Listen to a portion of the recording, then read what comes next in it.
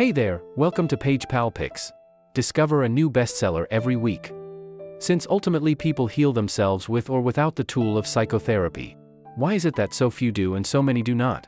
Since the path of spiritual growth, albeit difficult, is open to all, why do so few choose to travel it? It was to this question that Christ was addressing himself when he said, "Many are called, but few are chosen." Regardless of our life's current circumstances or the challenges we encounter, each of us possesses the power for self-renewal and the strength to surmount our difficulties, propelling us toward the pinnacle of mental well-being. However, the majority of us fail to tap into this potential, leaving our issues unresolved and resigning ourselves to a state of mediocrity that not only falls short of what we're capable of but also predisposes us to psychological distress.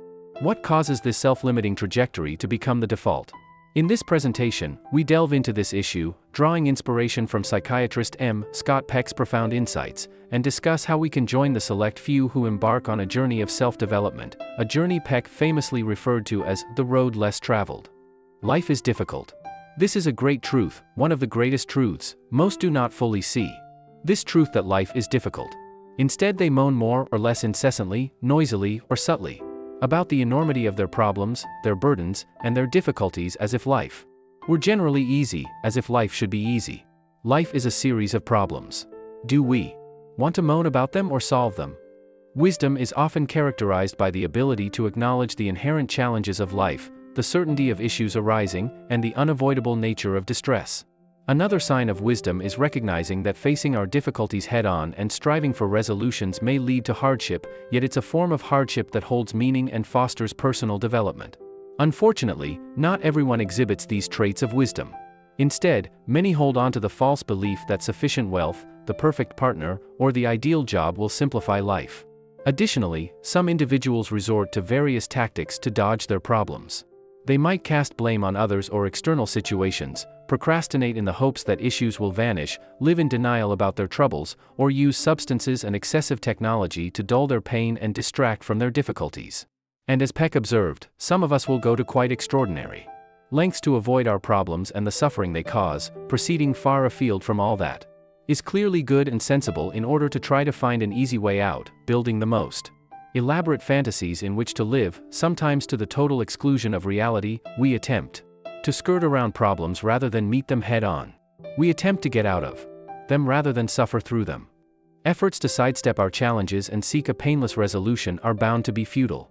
Such attempts not only entangle us in illusions and false beliefs but also intensify our issues, rendering us vulnerable to a hollow and obsessive form of distress that often lies at the heart of numerous mental health disorders. Or as M. Scott Peck explained, this tendency to avoid problems and the emotional suffering inherent in them is the primary basis of all human mental illness. In the succinctly elegant words of Carl Jung, neurosis is always a substitute for legitimate suffering. But the substitute itself ultimately becomes more painful than the legitimate suffering it was designed to avoid. The neurosis itself becomes the biggest problem. True to form, many will then attempt to avoid this pain and this problem in turn, building layer upon layer of neurosis. When we avoid the legitimate suffering that results from dealing with problems, we also avoid the growth that problems demand from us. It is for this reason that in chronic mental illness we stop growing, we become stuck. The sole path to liberation from the neurotic agony associated with mental illness lies in embracing the authentic adversity that comes with acknowledging our issues and diligently seeking solutions. To bolster our ability to withstand such adversity, it's helpful to consider that suffering is not an adversary but rather an unparalleled instructor. Those things that hurt, instruct. As Benjamin Franklin put it, or as the ancient Greek tragedian Aeschylus observed 2,500 years ago, the gods have ordained a solemn decree that from suffering alone comes wisdom. When we cease to run from and dull our pain, it becomes a mirror reflecting our missteps and illuminating the true magnitude of our troubles, along with the imperative for transformation. This perspective aligns with M. Scott Peck's view, which regards depression as a constructive signpost.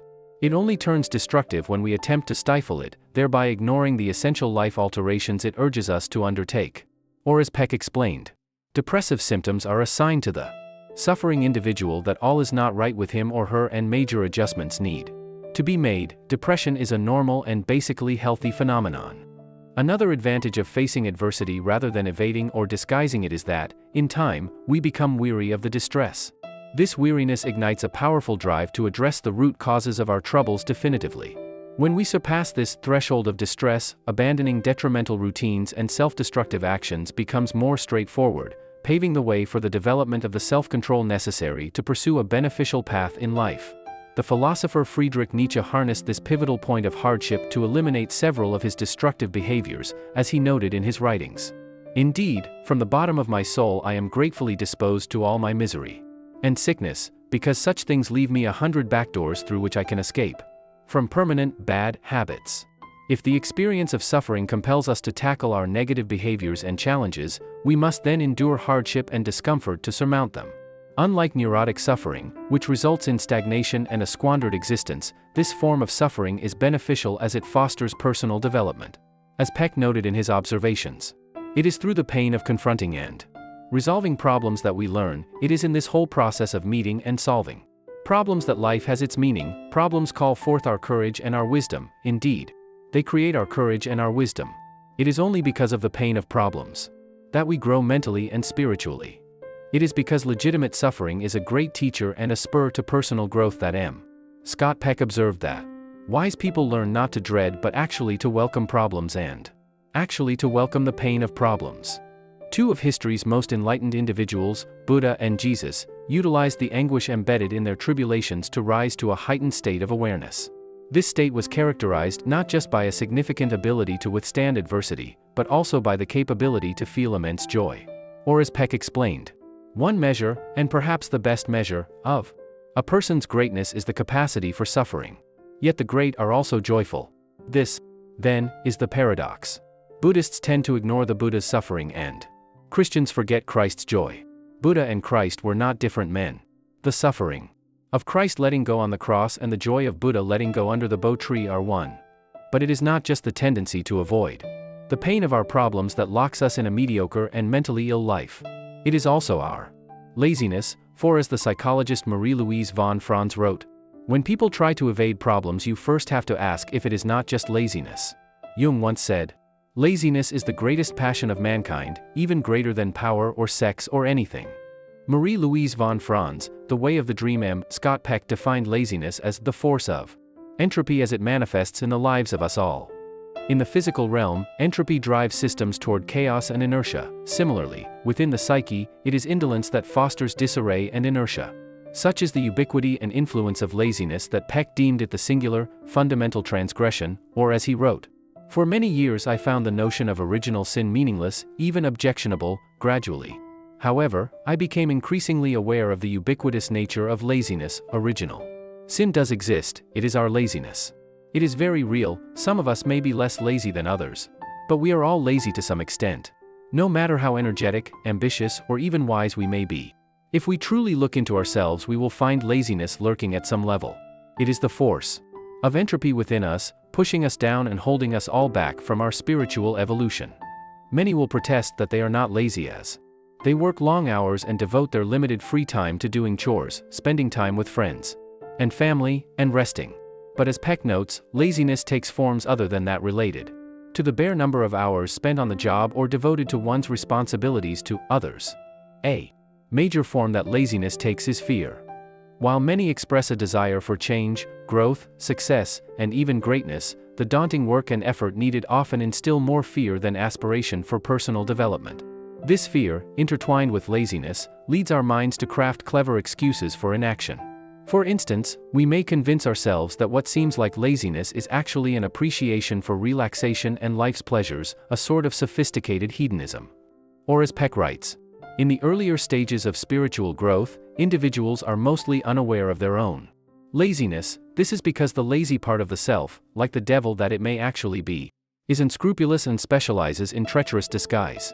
It cloaks its own laziness in all manner of rationalizations, which the more growing part of the self is still too weak to see through easily or to combat. Friedrich Nietzsche perceived laziness as a chaotic mental force with almost demonic traits. He advocated for a spirited method to conquer it. Recognizing our justifications and acknowledging our own laziness should not bring guilt but rather a chuckle, understanding it's a natural human tendency. We must remember that genuine joy doesn't come from endless idle pastimes, it emerges from the deliberate pursuit of self-improvement and the achievement of significant aspirations.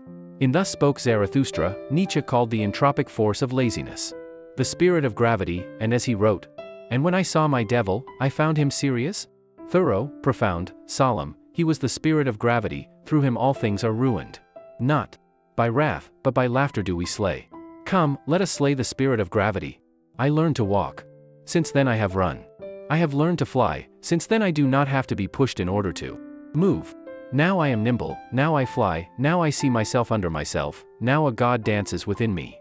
Embracing the genuine challenges that come with addressing and resolving personal issues, and applying a determined, cheerful effort to surpass the inherent laziness within us, represents a path seldom taken. It's a journey that leads away from the widespread mediocrity and psychological distress of our times. While this guidance may seem broad, some individuals may seek a more detailed and tailored strategy to surmount their difficulties. But as Peck cautions, there are many who, by virtue of their passivity, dependency, fear and laziness, seek to be shown every inch of the way and have it demonstrated to them that each step will be safe and worth their while. This cannot be done.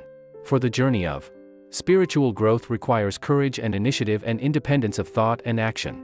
While the words of the prophets are available, the journey must still be traveled alone. No teacher can carry you there.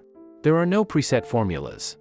If you found these insights valuable, let me know in the comments below, and don't forget to hit that like button and subscribe for more content.